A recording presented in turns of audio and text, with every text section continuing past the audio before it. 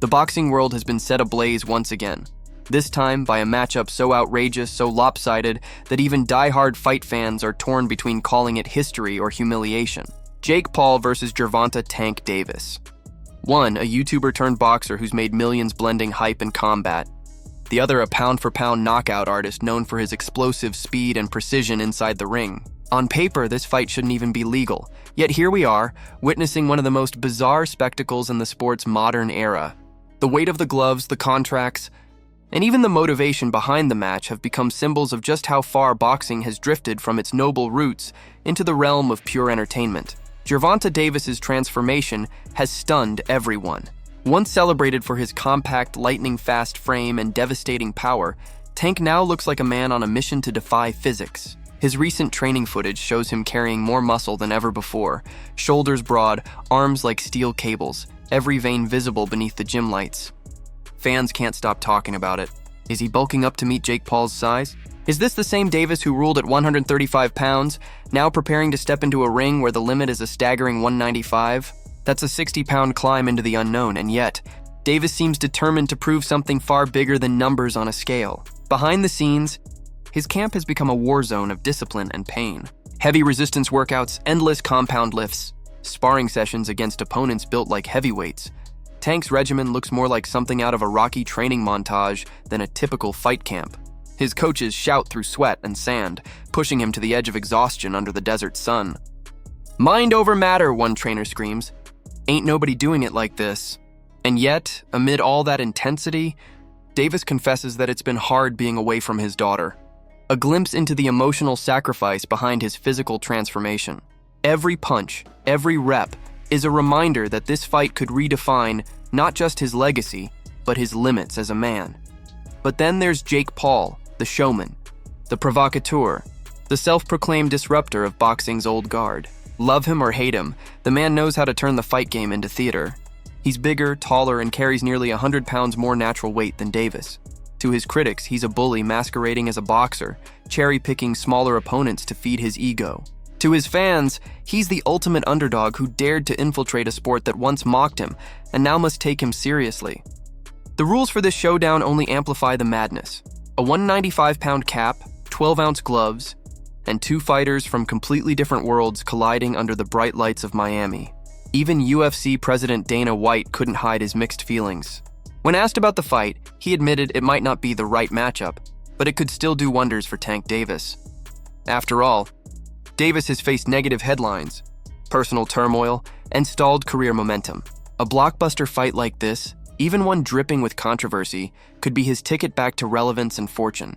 Maybe it's a cash grab, White implied, but if it gets Tank back on his feet, maybe that's what he needs. His words carried both cynicism and understanding, the acknowledgement that in today's fight business, money often matters more than merit. Not everyone shares that tolerance. Former UFC brawler Mike Perry didn't hold back, calling Davis's decision a cash grab and accusing him of losing his hunger. To Perry, Tank's decision to fight a YouTuber instead of a top contender proves he's chasing fame, not greatness. "Jake might want it more now," Perry said bluntly. "Tank's not the same fighter he used to be." Harsh words, but ones that resonate with fans who've noticed the shift in Davis's energy. The same fans who once feared his left hand, but now question his motivation. Then came the face-off. The moment that broke the internet. Jake Paul towering over Gervonta Davis. The size difference so absurd it looked like a scene from a movie. Davis, usually fierce and unflinching, looked tense, hands behind his back, eyes darting, his body language betraying something he'd never shown before. Discomfort. Observers noticed. Analysts noticed. Even the most loyal Tank fans noticed. It wasn't the swagger of a lion preparing to hunt. It was the restraint of a man realizing the magnitude of the mountain he's about to climb. Legendary trainer Teddy Atlas couldn't help but comment. "He's so much smaller," Atlas quipped. "He might need a ladder to reach Jake's chin." He wasn't joking. The difference in size, reach, and frame is staggering. Nearly 8 inches in height and over 60 pounds in natural mass. Atlas compared it to the fictional mismatch in Rocky III, where the hero faced the massive Thunderlips played by Hulk Hogan. The comparison wasn't lost on anyone. This fight, many argued, feels more like an exhibition, more spectacle than sport. Even rising star Shakur Stevenson called it terrible for boxing. He argued that the match cheapens the sport, reducing it to WWE-style theatrics rather than legitimate competition. Yet when asked if he thought Tank could win, Stevenson hesitated before admitting, "Yeah, Tank's got the skills to pull it off." Still, his words carried doubt. For every fan who believes Davis's skill can overcome the physical gap, there's another who thinks Jake's size and relentless forward pressure will be too much to handle. Behind all of this drama lies the unspoken truth that Gervonta Davis hasn't been himself lately. According to Leonard Ellerbay, Davis's longtime promoter, Tank has been mentally exhausted, struggling with personal issues and motivation. He couldn't get up for Lamont Roach, Ellerbay revealed. His mind wasn't in it. The fight with Jake Paul, then, might be less about boxing and more about redemption, a way to reignite the fire that once made him a star. But redemption through spectacle? That's where the controversy deepens. Jake Paul, for his part, is playing the villain perfectly. He knows how to stir attention, how to turn every insult into marketing gold. He isn't chasing belts, he's chasing headlines. Every fight is a business decision, every opponent a storyline. He picks rivals with just enough credibility to make him look brave, but enough vulnerability to make him look dominant. In Gervonta Davis, Jake found the perfect storm. A world-class fighter trapped in a smaller body. A man whose name still carries weight, but whose circumstances make him vulnerable.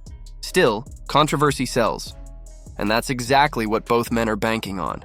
For Jake Paul, a victory here would solidify his image as a legitimate fighter, not just a novelty act. For Gervonta Davis, even showing up might be a statement, that he's fearless, that he can fight anyone, anywhere, on any terms. But the question remains, at what cost?